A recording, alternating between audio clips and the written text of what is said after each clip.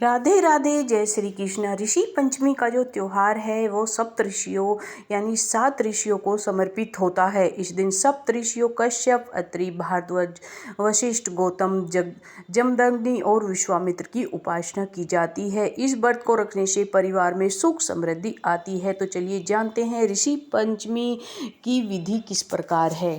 ऋषि पंचमी के दिन सुबह स्नान आदि से निवृत्त होकर साफ वस्त्र धारण करें। फिर सप्त ऋषियों की प्रतिमा या चित्र स्थापित करें। उनके सामने दीप जलाकर पूजा अर्चना करें। पूजा में पंचामृत, पुष्प, चंदन, धूप, दीप और विभिन्न प्रकार के फल फूल अर्पित करे जाते हैं। पूजा के दौरान ऋषियों की आरती मंत्रों का जाप जरूर करें। व्रत कथा भी सुननी चाहिए। इसके साथ ही कुछ लोग निर्जला या फलाहार व्रत भी रखते हैं। दिन भर भगवान के साथ सप्त ऋषियों का ध्यान करते रहना चाहिए। सप्त ऋषियों की प्रतिमा बनाकर ऋषि पंचमी के दिन किसी योग्य ब्राह्मण को दान करने से अनंत पुण्य फल की प्राप्ति होती है। इस दिन हमें सप्तऋषि की कथा जरूर पढ़नी चाहिए। पढ़ने वाले को और सुनने वालों को जो है सुख समृद्धि घर में आती है। तो सतयुग में विदर्भ नगरी में सेनजीत नामक राजा हुए थे। वे ऋषियों के समान थे। उन्हीं के राज में एक कृषक सुमित्र था। उसकी पत्नी जयश्री अत्यंत पतिव्रता थी। एक समय वर्षा ऋतु में जब उसकी पत्नी खेती के कामों में लगी हुई थी तो वह रजस्वला हो गई। उसको रजस्वला होने का पता लग गया, फिर भी वह घर के कामों में ही लगी रही।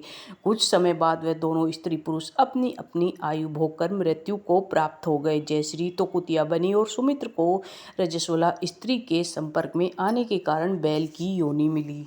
क्योंकि ऋतु दोष के अतिरिक्त इन दोनों का कोई अपराध नहीं था, इसी कारण इन दोनों को अपने पूर्व जन्म का समस्त विवरण याद रहा। ये दोनों कुतिया और बैल के रूप में उसी नगर में अपने बेटे सुचित्र के यहाँ रहने लगे। धर्मात्मा सुचित्र अपने अतिथियों का पूर्ण सत्कार किया करते थे। अपने पिता के श्राद्ध के दिन उसने अपने घर ब्राह्मणों को भोजन के लिए नाना प्रकार के भोजन बनवाए। जब उसकी स्त्री किसी काम के लिए रसोई से बाहर गई थी तो एक सर्प ने रसोई की खीर के बर्तन में विष वमन कर दिया। कुतिया के रूप में सुचित्र की माँ कुछ दूर से यह सब देख रही थी। पुत्र की बहू के आने पर उसने पुत्र को ब्रह्म हत्या के पाप से बचाने के लिए उस बर्तन में मुंह डाल दिया। सुचित्र की पत्नी चंद्रावती से कुतिया का यह कृत्य देखा न गया। उसने चूल्हे में से जलती लकड़ी निकालकर कुतिया को मार दी।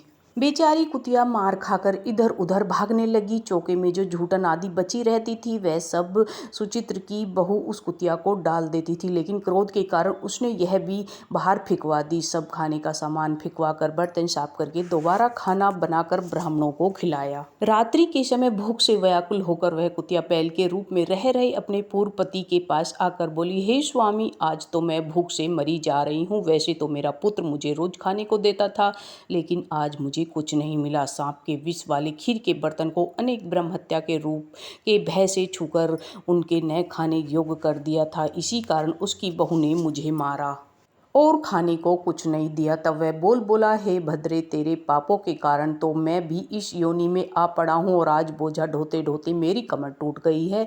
आज मैं भी खेत में दिन भर हल में जुटा रहा। मेरे पुत्र ने आज मुझे भी भोजन नहीं दिया और मुझे मारा भी बहुत।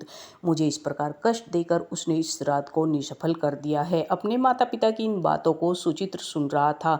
उसने उसी समय दोनों को भरपेट भोजन कराया, फिर उनके दुख से दुखी होकर वन की ओर चला गया। वन में जाकर ऋषियों से पूछा कि मेरे माता पिता किन कर्मों के कारण इन नीच योनियों को प्राप्त हुए हैं और अब किस प्रकार से इनको छुटकारा मिलेगा। तब ऋषि बोले, तुम इनकी मुक्ति के लिए अपनी पत्नी सहित ऋषि पंचमी का व्रत धारण करें तथा उस व्रत के फल से अपने माता पिता को जो फल मिलता है उसे दे। भाद्रपद महीने की शुक्ल पंचमी को मुख शुद्ध करके मध्याह्न में नदी के पवित्र जल में स्नान करना और जो है साफ नए कपड़े पहनकर अरुंधति सहित सप्त ऋषियों का पूजन करना। इतना सुनकर सुचित्र अपने घर लौट आया और अपनी पत्नी सहित विधि विधान से पूजन व्रत किया।